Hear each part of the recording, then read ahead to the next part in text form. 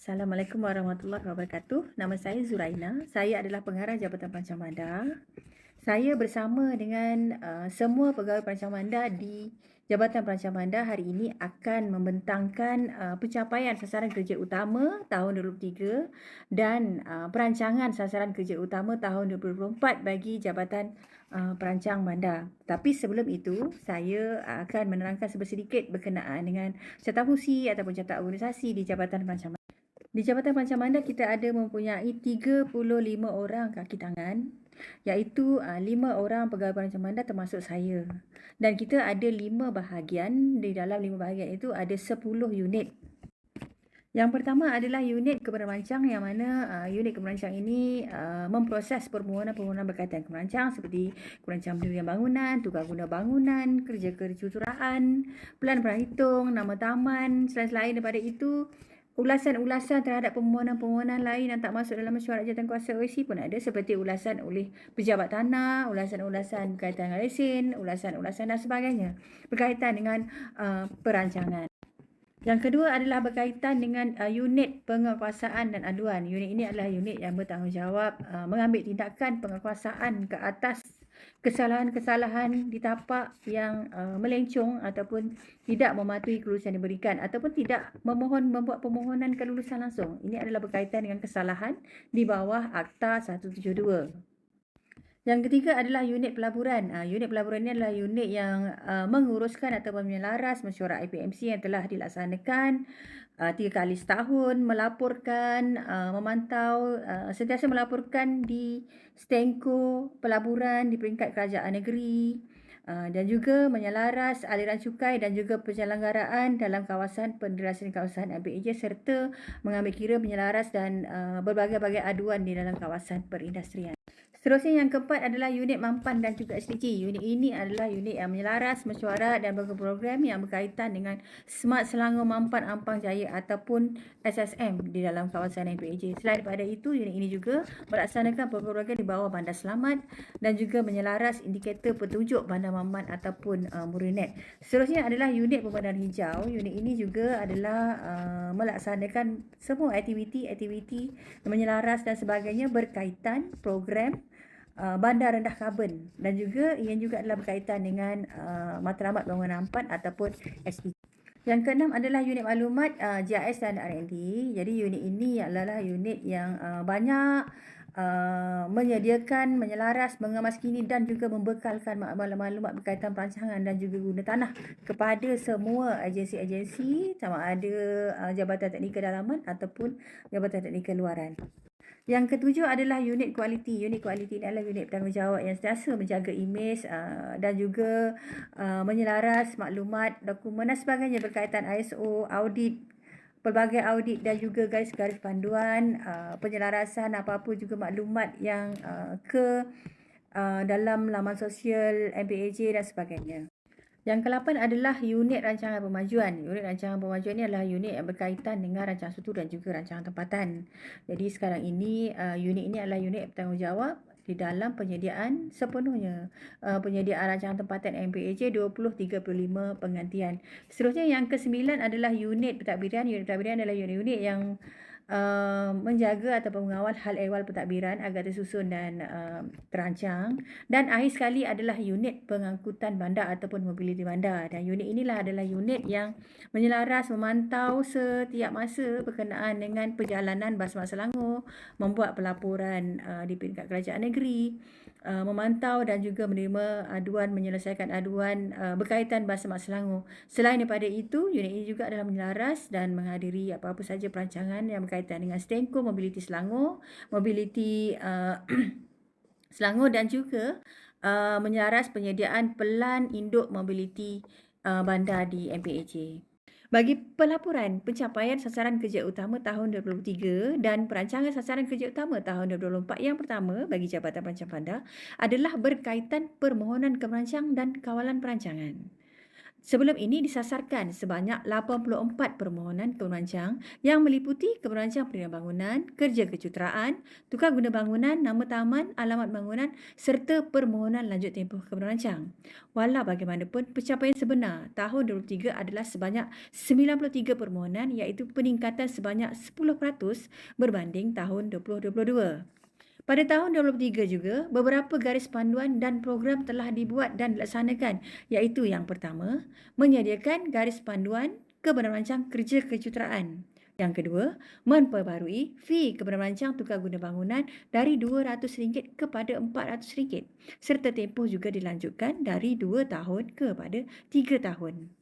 Yang ketiga, melaksanakan program pemutihan tadika, taska pusat jagaan dan juga tahfiz di seluruh kawasan Majlis Perbandaran Ampang Jaya. Penyediaan garis panduan dan program ini selain dari dapat membantu pemaju dan pengusaha, ianya juga telah dapat menambah hasil pada tahun 2023 iaitu yang pertama, fee bagi permohonan perancang adalah sebanyak RM143,254 dan satu lagi adalah pengenaan cas pemajuan iaitu yang kita terima adalah sebanyak RM3,515,000. Pengenaan cas pemajuan ini dikenakan ke atas dua permohonan perancang oleh dua pemaju iaitu Grand Step Sdn Bhd dan juga Maxim Circle Sdn Bhd. Bagi sasaran tahun 2024 pula yang dijangkakan akan ada peningkatan sebanyak 7% berbanding jumlah permohonan tahun 2023 iaitu sebanyak 100 permohonan. Anggaran VKM yang akan diterima pula adalah meningkat juga sebanyak lebih kurang RM153,000. Seterusnya, Task Force Program Pemutihan Tadika Taska yang telah dilaksanakan sebelum ini akan diperkuatkuasakan dan memantau bagi memastikan program ini mendapat sambutan. Anggaran hasil yang akan diperolehi bagi program ini juga dijangka akan meningkat iaitu sebanyak RM62,000 iaitu VKM yang diperolehi dari 157 permohonan yang mana kita telah tawarkan pemutihan sebelum ini dengan kenaan fee sebanyak RM400 bagi setiap permohonan dengan tempoh 3 tahun. Pihak kami juga berhajat untuk mengenakan fee bagi memproses beberapa permohonan berkaitan perancangan yang tidak dikenakan fee sebelum ini iaitu RM200 bagi setiap permohonan pelan prahitung, pelan menamakan nama taman dan alamat pembangunan dan permohonan pondok pengawal ataupun dipanggil guarded community. Manakala bagi permohonan perancang tempoh terhad akan dikenakan fee sebanyak RM400 bagi tempoh 3 tahun. Ini adalah selaras dengan permohonan tadika taska. Anggaran hasil yang dijangka akan diperolehi bagi pengenaan fee ini adalah sebanyak lebih kurang RM16,300 bagi tahun 2024. Bagi menambah hasil MPAJ juga, kami juga merancang untuk menganjurkan satu simposium ataupun seminar berkaitan prosedur cadangan pembangunan yang melibatkan semua jabatan teknikal dalaman MPAJ pada tahun ini juga. Anggaran hasil yang boleh diperolehi adalah sebanyak lebih kurang RM45,000 berdasarkan fee yang dikenakan iaitu RM150 bagi setiap penyertaan dengan anggaran 300 orang. Assalamualaikum warahmatullahi wabarakatuh dan salam sejahtera. Bagi unit penguasaan dan aduan, pihak jabatan telah melaksanakan tindakan penguasaan bagi aduan-aduan berkaitan perancangan dan tanah serta tindakan penguasaan di bawah Akta Perancang Bandar dan Desa Akta 172.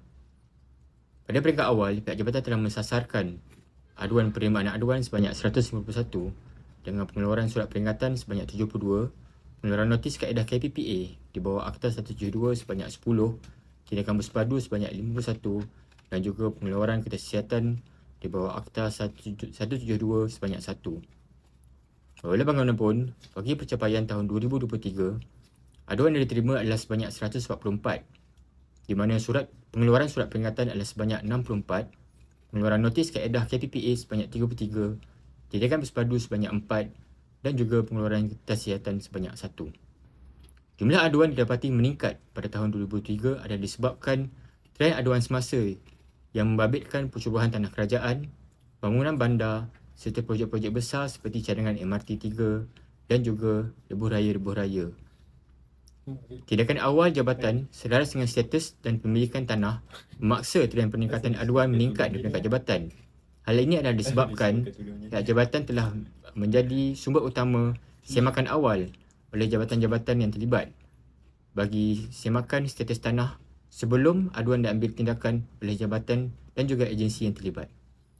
Pada tahun 2024, pihak jabatan telah mensasarkan pengurangan sebanyak 5% melalui kaedah-kaedah kesedaran dan juga penguasaan bersepadu. Pengeluaran notis peringatan kaedah KPPA mengikut aduan yang diterima, tindakan bersepadu bersama agensi yang terlibat serta peningkatan pengeluaran kertas siasatan sebanyak 2.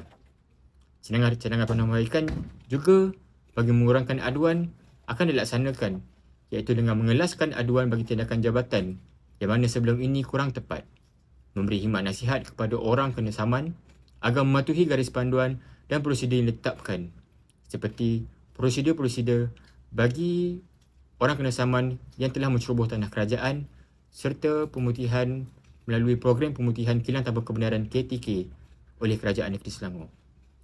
Pihak jabatan juga akan menjalankan program task force bagi pemutihan perniagaan tanpa kebenaran serta penyediaan garis panduan bagi pemutihan perniagaan tanpa kebenaran. Pihak jabatan juga mencadangkan agar penggunaan drone bagi tujuan pemantauan tapak serta menambah baik profil tapak terkini bagi permohonan kebenaran merancang melalui kaedah drone. Bagi kos dan juga sumber keuangan, pihak jabatan akan peruntukkan sebanyak RM15,000 bagi tujuan pembelian drone serta anggaran hasil bagi tahun 2024. Pihak jabatan telah mensasarkan permohonan kebenaran merancang akan dikemukakan oleh pihak yang terlibat selaras dengan tindakan penguasaan melalui anggaran sebanyak 10 kes dengan jumlah hasil sebanyak RM20,000. Task Force Pemutihan Perniagaan Tanpa Kebenaran juga dilihat sebagai satu hasil baru dengan anggaran sebanyak 80 struktur melalui fasa 1 yang melibatkan 4 lokasi dengan anggaran 1,000 unit kaki persegi bagi satu struktur. Melalui perkara demikian, sewaan tapak akan menjana hasil sebanyak RM80,000, cagaran sebanyak RM40,000, permohonan permit struktur sebanyak RM120,000 serta pengeluaran lesen perniagaan sementara bersyarat sebanyak RM270,000. Kesemua ini adalah anggaran hasil yang akan didapati bagi Task Force Pemutihan Perniagaan Tanpa Kebenaran adalah sebanyak RM680,000. Assalamualaikum warahmatullahi wabarakatuh. Untuk unit pelaburan, pihak jabatan telah mengambil tanggungjawab untuk melaksanakan mesyuarat IPMC iaitu Mesyuarat Industrial Park Management Committee di peringkat MPAJ. Bagi tahun 2023, pihak jabatan telah melaksanakan 2 kali mesyuarat setahun di mana sasaran awal adalah sebanyak 4 kali. Oleh bagaimanapun, bagi sasaran tahun 2024, pihak jabatan akan melaksanakan mesyuarat IPMC sebanyak 3 kali setahun.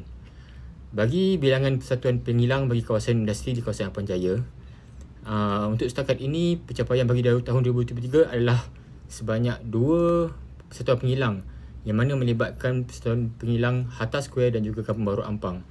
Bagaimanapun, pada tahun 2024, pihak jabatan mensasarkan peningkatan daripada 2 kepada 3 kawasan yang akan ditubuhkan persatuan pengilang. Bagi penyertaan pihak majlis dalam Selangor International Business Summit SIBS pada tahun 2023, pihak jabatan dan juga pihak majlis telah terlibat sebagai pempamer bagi Selangor Industrial Park di dalam pameran berkenaan. Pada tahun ini, SIBS akan dijalankan pada bulan Julai tahun 2024 dan juga pada bulan Oktober tahun 2024, di mana pihak majlis akan melaksanakan juga dan juga terlibat sebagai pempamer dalam acara berkenaan. Tuan dan puan sekalian, bagi memperluaskan skop unit pelaburan di Jabatan Perancang Bandar bagi menyeras peluang-peluang pelaburan di kawasan pentadbiran MPAJ, sebelum ini pada tahun 2023, pihak jabatan telah membuat kajian pembangunan dan juga menjadi pemudah cara bagi projek-projek yang melibatkan usaha sama bagi tanah-tanah di bawah milikan MPAJ. Pihak jabatan juga telah menjadi pemudah cara bagi proses pengembangan kilang baru yang melibatkan Texas Instrument Malaysia Sdn Bhd di Keramat.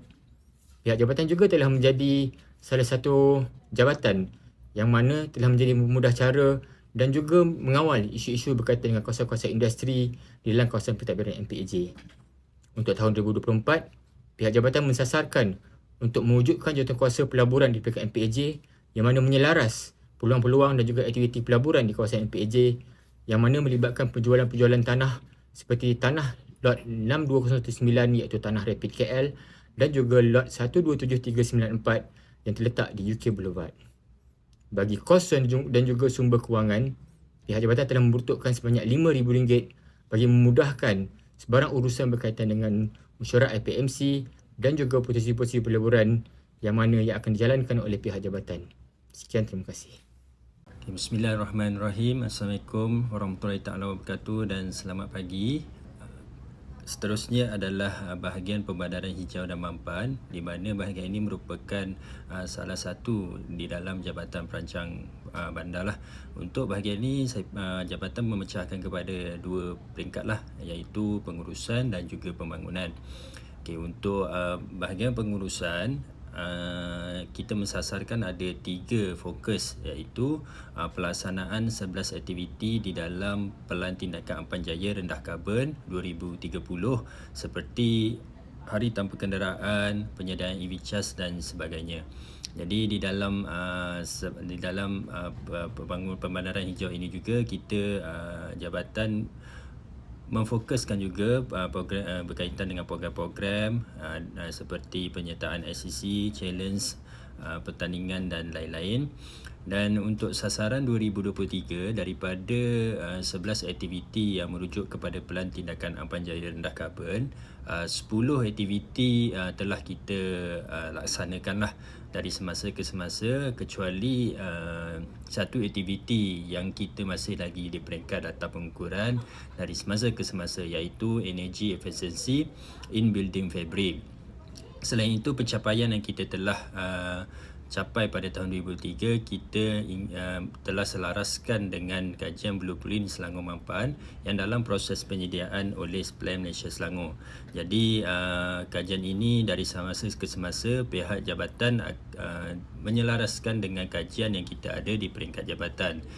Untuk sasaran 2024, kita mensasarkan 11 aktiviti ini akan dicapailah, iaitu 100%. Di mana selain itu kita juga mensasarkan supaya kajian semula Pelan Tindakan Ampan Jaya Rendah di branding kepada kajian neutral carbon lah. Di mana neutral carbon ni kalau kita lihat memang tiada lagi PBT yang buat. Jadi kita bila kita ada satu kajian yang terperinci seperti ini, ianya dapat mengiktirafkan Ampan Jaya salah satu yang pertamalah di Selangor. Selain itu, penyertaan SCC 2030 Challenge kita tidak lupakan, yang di mana pada tahun lepas kita telah memasuki 4 penyertaan dan kita sasarkan pada tahun ini lebih kurang 7 penyertaan.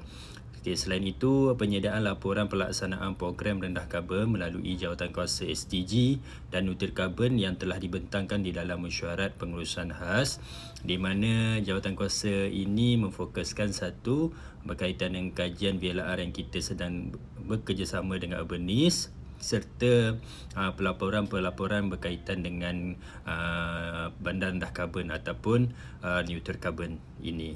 Jadi selain itu, pertandingan jimat tenaga elektrik dan air 1.0 peringkat MPJ pada tahun 2003 dan 2004, di mana kita telah buka penyertaan daripada Januari pada tahun ini sehinggalah kita jangkakan tarikh tutup pada hujung bulan Februari ini, dan kita jangkakan pada bulan Jun akan ada satu perasmian dan juga penyampaian hadiah lah.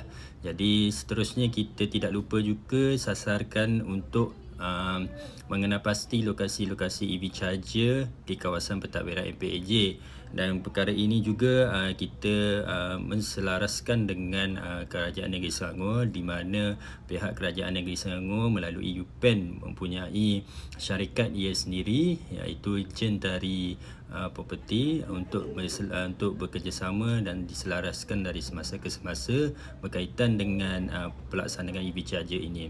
Jadi untuk pembandaran hijau ni kita menjagakan pembelanjaan pada tahun 2004 sekitar 20,000 bagi penyertaan pertandingan, dan juga untuk makluman semua ahli mesyuarat, doktor pengurusi, kita akan mentengahkan geran-geran khas ni, iaitu kita pada masa yang sama mempunyai geran khas yang memfokuskan kepada bengkel perubahan iklim dan juga kempen penjimanan teraga dan alam sekitar.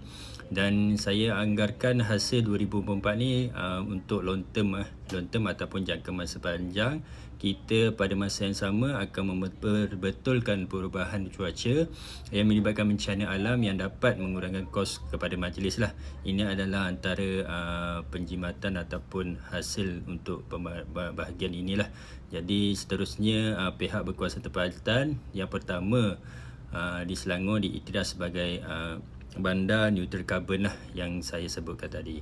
Jadi ini perkara yang pertama dari bahagian pemandangan hijau dan mampan. Yang keduanya adalah penilaian Moninet, di mana sasaran 2003 pada tahun lepas kita mensasarkan Moninet mencapai 90% lah. Jadi untuk pencapaian 2003 ini, alhamdulillah Doktor Pengurusi dan Mesyuarat semua kita telah meningkat daripada sasaran, kita telah capai 92%, 92.26%, dan kita mensasarkan pada tahun 2024 akan naik insya-Allah pada iaitu lebih kurang 95% lah.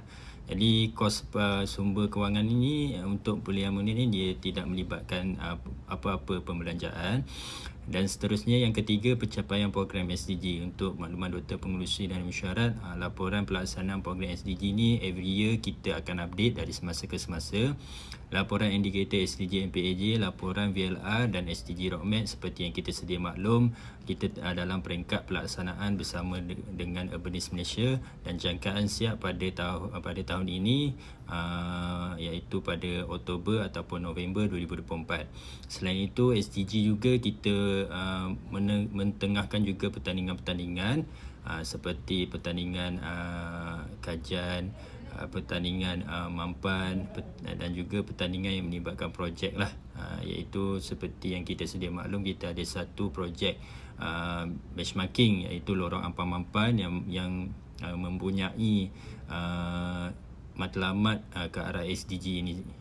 Jadi untuk program-program SDG ni kita sasarkan 100 program dan melibatkan 400 SDG pada tahun 2003, dan kita telah mendapat 140 program melibatkan 450 SDG. Jadi tercapailah ahli mesyuarat semua. Jadi yang seterusnya, apa intipati dalam SDG ini adalah pencapaian SDG paling tinggi adalah matlamat 16 yang melibatkan institusi yang adil, aman dan kukuh. Kemudian pencapaian matlamat paling rendah kita dapati matlamat 5 lah, kesesamaan jantina, 6 air dan sanitasi bersih, serta 7 tenaga yang berpatutan dan bersih. Jadi selain itu, Doktor Pengurusi dari Mesyuarat untuk pencapaian SDG ni kita seperti yang saya sedia maklum, pelantikan jawatan kuasa SDG dan neutral carbon lah, di mana pelantikan jawatan kuasa ini memberi input berkaitan dengan SDG, terutama dia dalam menguatkan kita punya kajian, iaitu kajian VLR.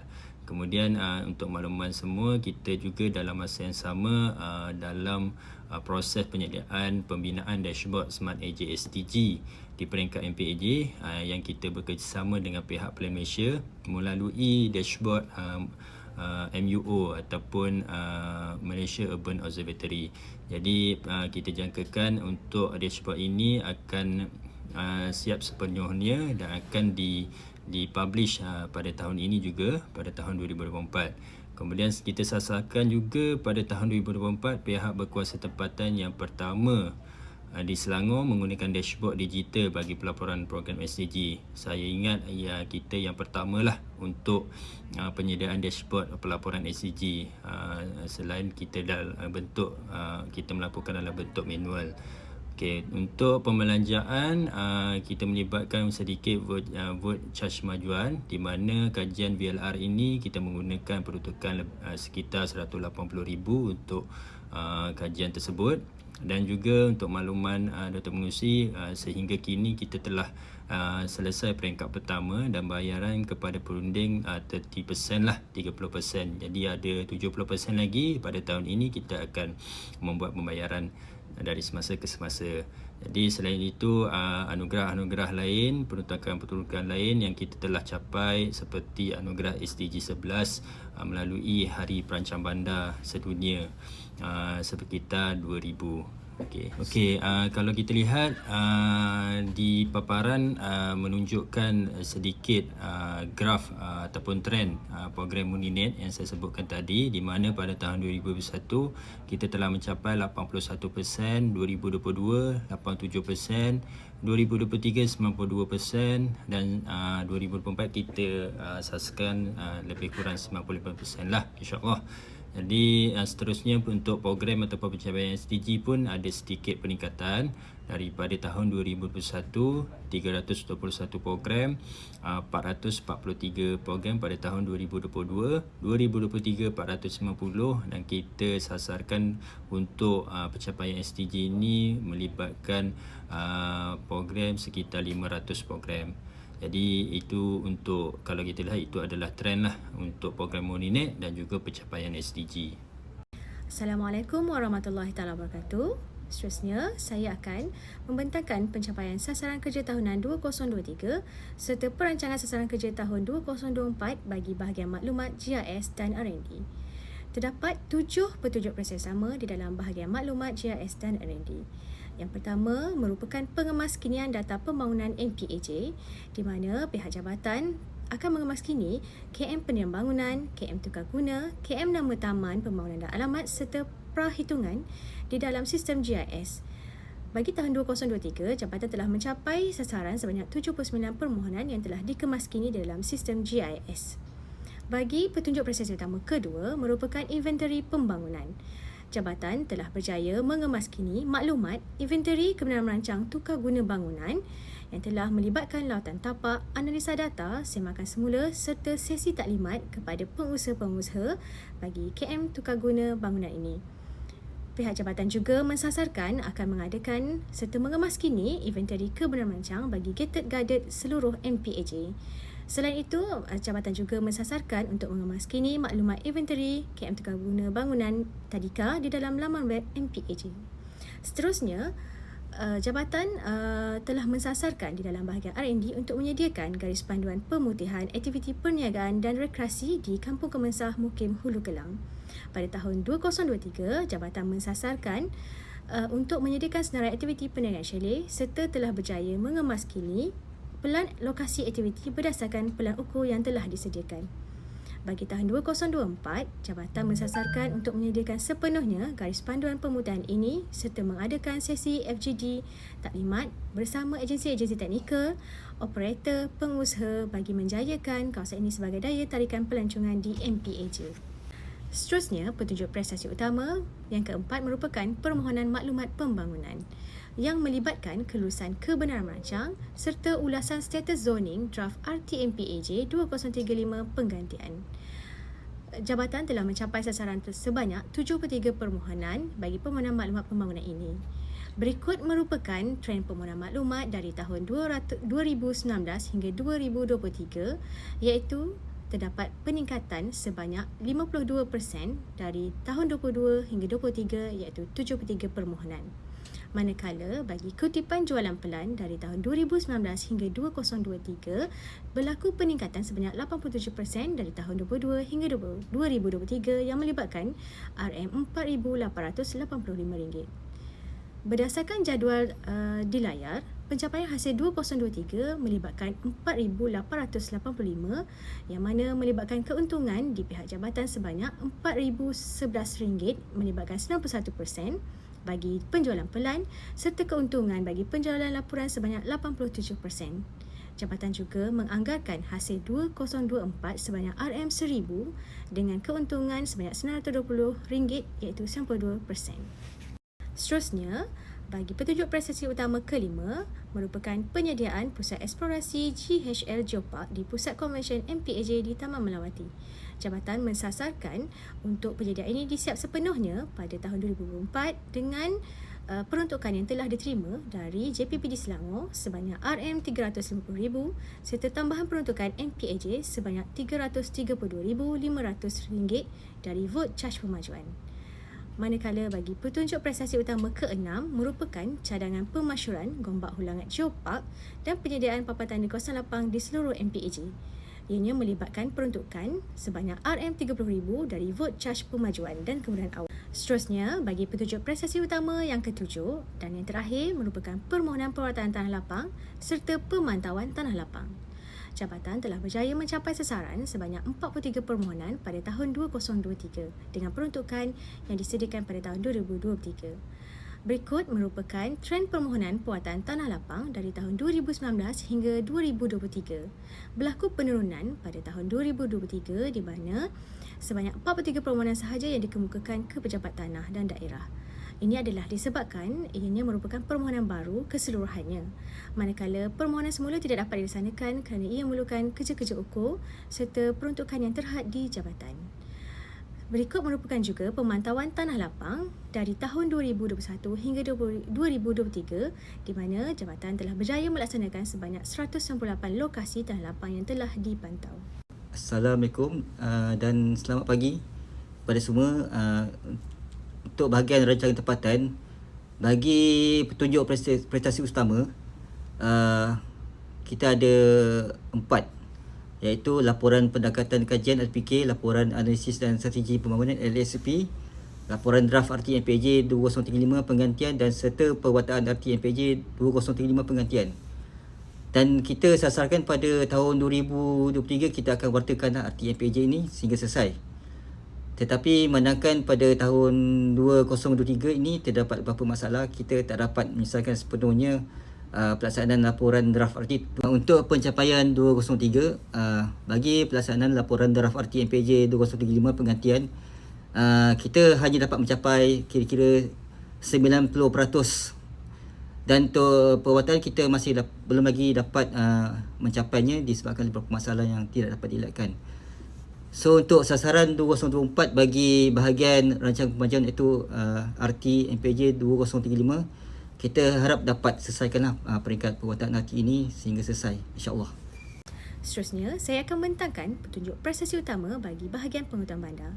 Yang pertama merupakan pelan induk pengangkutan bandar yang melibatkan beberapa fasa, iaitu 30% telah dilaksanakan pada tahun 2021, 2022 dan 2023. Manakala sasaran bagi tahun 2024 adalah sebanyak 10% di mana penyediaan pelan induk sepenuhnya berserta laporan penuh.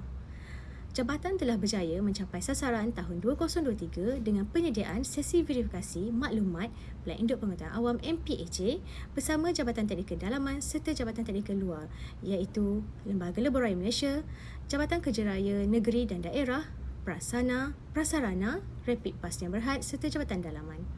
Jabatan akan meneruskan sasaran pada tahun 2024 dengan menyediakan laporan penuh serta Pelan Induk Pengangkutan Bandar. Seterusnya, petunjuk prestasi utama yang kedua merupakan kajian kepuasan pelanggan berkaitan perkhidmatan bas Mat Selangor.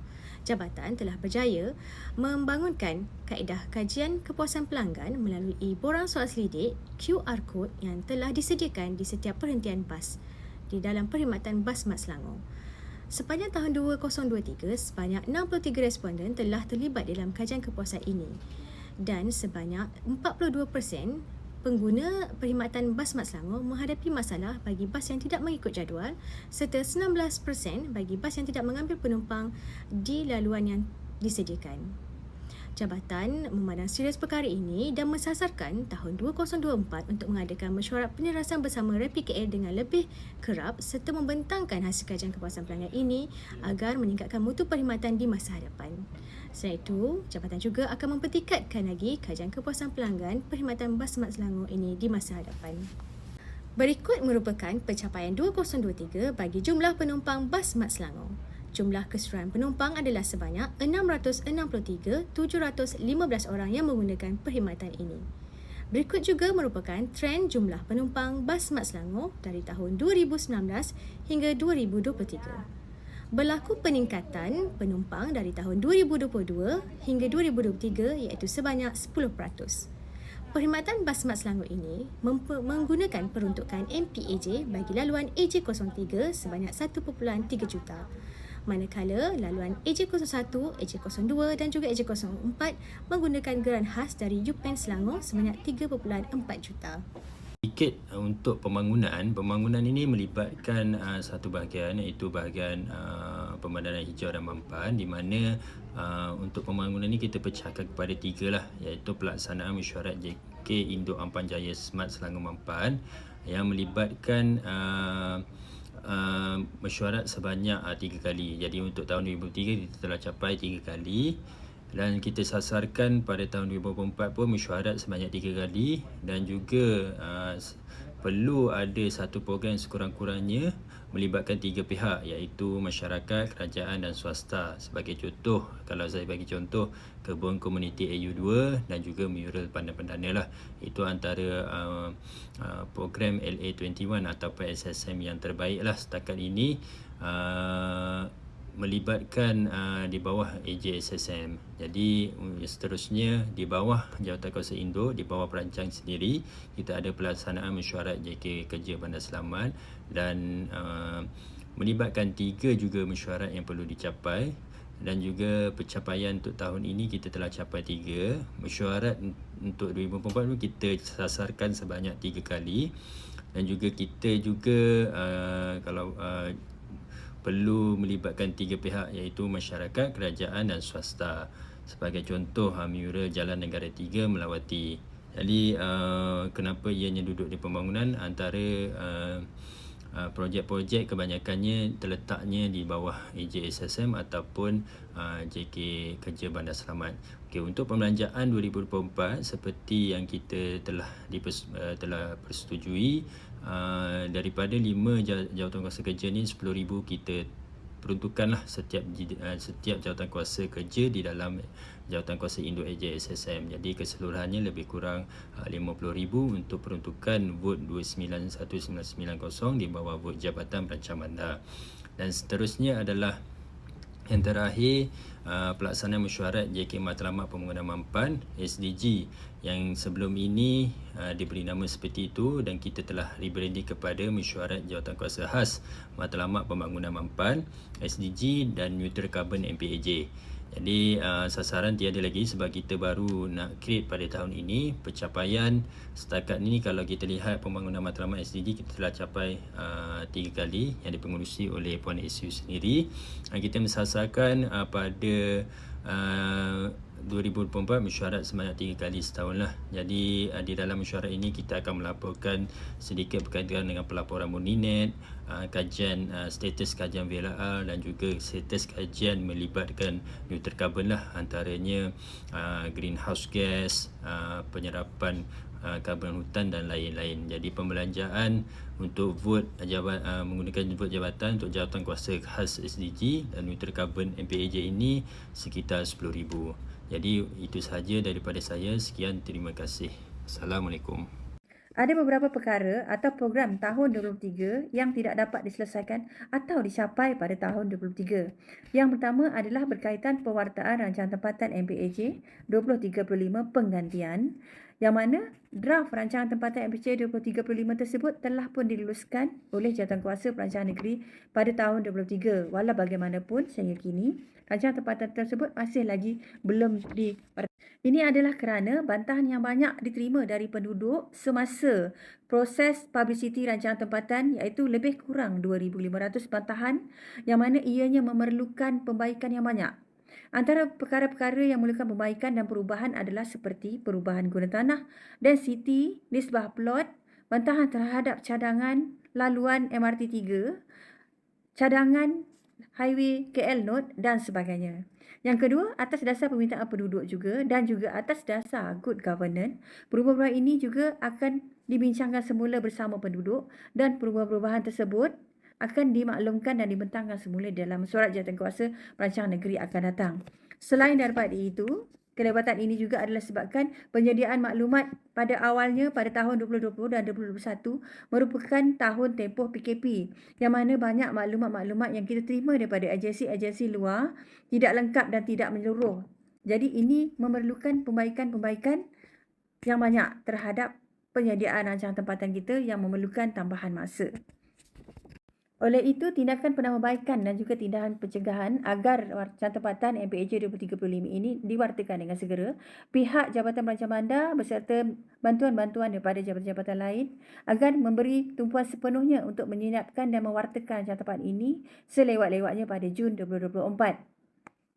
Seterusnya, program yang kedua yang tidak dapat diselesaikan ataupun dilaksanakan sepenuhnya pada tahun 2023 adalah berkaitan mesyuarat penyelarasan bersama penduduk berkenaan pembangunan semula bandar. Ini adalah kerana garis panduan pelaksanaan pembangunan semula bandar menetapkan persetujuan 100% pemilik unit masih belum dipinda. Seterusnya, perbincangan tidak dapat dilaksanakan atas sebab itu tidak mempunyai hala tuju yang tetap. Ini juga adalah berkaitan dengan input-input yang kita terima daripada pihak-pihak agensi yang lain menyatakan bahawa sekiranya perbincangan dibuat bersama penduduk juga tidak dapat dimuktamadkan selagi hal-hal berkaitan dengan akta tidak dimuktamadkan, walaupun pihak Kerajaan Negeri Selangor telah pun mempunyai garis panduan tersendiri iaitu memberikan beberapa insentif, kemudahan dan sebagainya kepada pengadil pemaju yang ingin membuat pembangunan semula bandar di kawasan MPAJ. Walaupun akta masih belum dimuktamadkan berkenaan dengan persetujuan 1% ini dikurangkan atau tidak, pihak jabatan telah pun melaksanakan penambahbaikan dan juga penandaan lokasi-lokasi bagi pembangunan semula bandar dan menetapkan densiti dan juga nisbah plot di dalam rancangan tempatan MPAJ agar ianya memudahkan pada masa akan datang sekiranya perkara-perkara berkaitan dengan pemilikan persetujuan milik ini telah pun dipinda dan perkara-perkara yang berkaitan dengan pembaruan semula bandar boleh dilaksanakan. Yang ketiga adalah berkaitan penyelesaian setinggan Kampung Fajar dan Pandan Jaya. Ini adalah merupakan program ataupun perancangan yang sepatutnya diselesaikan bukan sahaja pada tahun 2023 tetapi beberapa tahun-tahun sebelum ini. Walau bagaimanapun, ianya masih lagi tidak dapat diselesaikan kerana ianya bergantung kepada keputusan kerajaan negeri dan sebagainya. Contohnya, penyelesaian Kampung Fajar. Setinggan Kampung Fajar masih lagi belum dibuat hal-hal perobohan ataupun penempatan semula setinggan di situ. Ini adalah kerana hal-hal tanah yang masih belum diselesaikan. Pihak PTP ataupun pihak IWK menyatakan bahawa masih lagi perlu menggunakan reserve IWK itu sehingga tahun 2024 dan seterusnya. Jadi perkara ini masih lagi belum dimuktamadkan. Yang kedua berkaitan dengan setinggan Pandan Jaya, masih juga belum ada lokasi penempatan semula daripada kerajaan negeri. Jadi perkara-perkara berkaitan penempatan setinggan ini sebelum dirobohkan perlu ada penyelesaian penempatan ditetapkan terlebih dahulu. Yang keempat adalah berkaitan penyediaan garis panduan pembangunan tanah pertanian di sekitar Bukit Tabur dan aktiviti perniagaan di Kampung Kemensah. Ini juga masih lagi belum dapat dilaksanakan sepenuhnya. Pihak jabatan telah pun menyediakan kertas kerja ataupun garis panduan awal bagi penyediaan apa-apa perkara-perkara ataupun kriteria ataupun garis panduan sekiranya pihak pemilik-pemilik tanah lot pertanian yang melibatkan 300 lot ini di kawasan Bukit Tabur untuk melaksanakan seperti pengecualian perancang, memudahkan mereka memohon kejuruteraan dan sebagainya. Walau bagaimanapun, hal-hal ini masih belum boleh dilaksanakan kerana tindakan di pihak yang lain iaitu tindakan di peringkat pejabat tanah masih lagi belum diselesaikan. Contohnya, perkara yang pertama adalah berkaitan dengan kos pengambilan tanah bagi keseluruhan tanah melibatkan 300 lot pertanian tersebut seperti keputusan MTAS pada tahun 2022 masih lagi belum diselesaikan. Yang kedua, kos pengambilan balik tanah bagi tanah-tanah yang terlibat dengan cadangan jalan keluar masuk ke semua lot terlibat juga masih belum diselesaikan. Begitu